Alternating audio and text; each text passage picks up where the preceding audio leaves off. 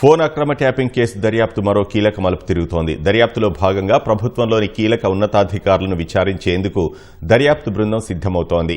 ఈ జాబితాలో 2023 శాసనసభ ఎన్నికల సమయంలో పనిచేసిన ప్రభుత్వ ప్రధాన కార్యదర్శి, హోంశాఖ ముఖ్య కార్యదర్శి, న్యాయశాఖ కార్యదర్శి, సాధారణ పరిపాలనా విభాగం కార్యదర్శి ఉండటం ప్రాధాన్యం సంతరించుకుంది. ఫోన్ ట్యాపింగ్ కేసులో నిజాలు నిగ్గు తేల్చేందుకు దర్యాప్తు బృందం సిద్దమైంది. ప్రధాన నిందితుడు ప్రభాకర్ రావు విదేశాల నుంచి రాకపోవడంతో మరో మార్గంలో వాస్తవాలు బయటకు తీసే ప్రయత్నాలు ప్రారంభించింది. దర్యాప్తులో భాగంగా ప్రభుత్వంలోని కీలక ఉన్నతాధికారులను విచారించాలని నిర్ణయించినట్లు తెలుస్తోంది. ఈ జాబితాలో 2023 శాసనసభ ఎన్నికల సమయంలో పనిచేసిన ప్రభుత్వ ప్రధాన కార్యదర్శి, హోంశాఖ ముఖ్య కార్యదర్శి, న్యాయశాఖ కార్యదర్శి, సాధారణ పరిపాలనా విభాగం కార్యదర్శి ఉండటం ప్రాధాన్యం సంతరించుకుంది. ఈ నలుగురు నాటి రివ్యూ కమిటీలో సభ్యులు. ఈ కేసులో ఒక విశ్రాంత డీసీపీ, 2 అదనపు డీసీపీలు, మరో డీఎస్పీని అరెస్టు చేశారు. ప్రధాన నిందితుడు ఎస్ఐబి మాజీ ఓఎస్డీ ప్రభాకర్ రావు ఇప్పటికీ పరారీలోనే ఉన్నారు.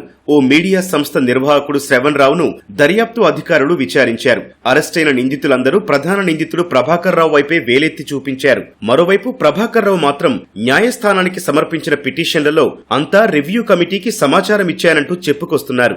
ఎస్ఐబిలో లీగల్ గానే ఫోన్ ట్యాపింగ్ జరిగిందని, ఎవరెవరి ఫోన్లు ట్యాప్ చేశామనే డేటాను రివ్యూ కమిటీ అనుమతితోనే 2023 డిసెంబర్లో ధ్వంసం చేశామని అందులో పేర్కొన్నారు. ప్రభాకర్ రావు ప్రస్తుతం అందుబాటులో లేకపోవడంతో ఈ విషయాలను ధృవీకరించుకోవడం పోలీసులకు సాధ్యం కావడం లేదు. ఈ నేపథ్యంలోనే రివ్యూ కమిటీలోని అప్పటి సభ్యులను విచారించాలని దర్యాప్తు అధికారులు నిర్ణయించినట్లు తెలుస్తోంది.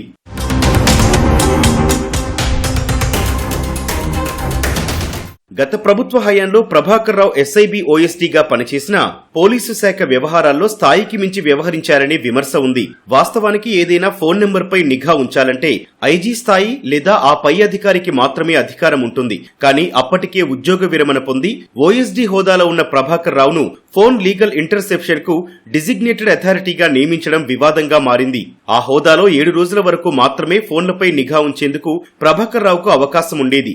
ఆ తర్వాత సైతం ఆయా ఫోన్లపై నిఘా కొనసాగించాలనుకుంటే తప్పనిసరిగా రివ్యూ కమిటీ అనుమతి తీసుకోవాలని నిబంధనలు చెబుతున్నాయి. అది మావోయిస్టులతో లేదా సంఘ విద్రోహ శక్తులతో సంబంధం ఉందని అనుమానించే వ్యక్తుల ఫోన్లపై మాత్రమే నిఘా ఉంచాలి. కానీ రాజకీయ నేతలు, జడ్జీలు తదితరుల ఫోన్లను ప్రభాకర్ రావు తన బృందంతో రోజుల తరబడి అక్రమంగా ట్యాపింగ్ చేయించిన రివ్యూ కమిటీ ఎలా అనుమతించిందనేది ఇప్పుడు ప్రశ్నార్థకంగా మారింది. ఈ నేపథ్యంలోనే దర్యాప్తు దారి తప్పకుండా ఉండేందుకు నాటి రివ్యూ కమిటీ సభ్యులను విచారించడంపై దర్యాప్తు అధికారులు దృష్టి సారించినట్లు తెలుస్తోంది.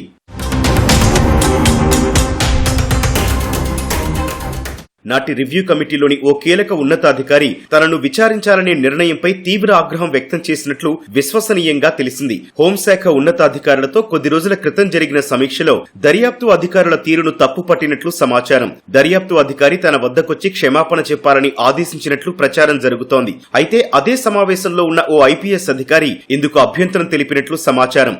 దర్యాప్తు అధికారి సరైన రీతిలోనే వ్యవహరిస్తున్నందున ఆయన్ను తప్పుపట్టాల్సిన అవసరం లేదని స్పష్టం చేయడంతో సీనియర్ ఐపీఎస్ అధికారులు నిశ్చేష్టులయ్యారని సమాచారం.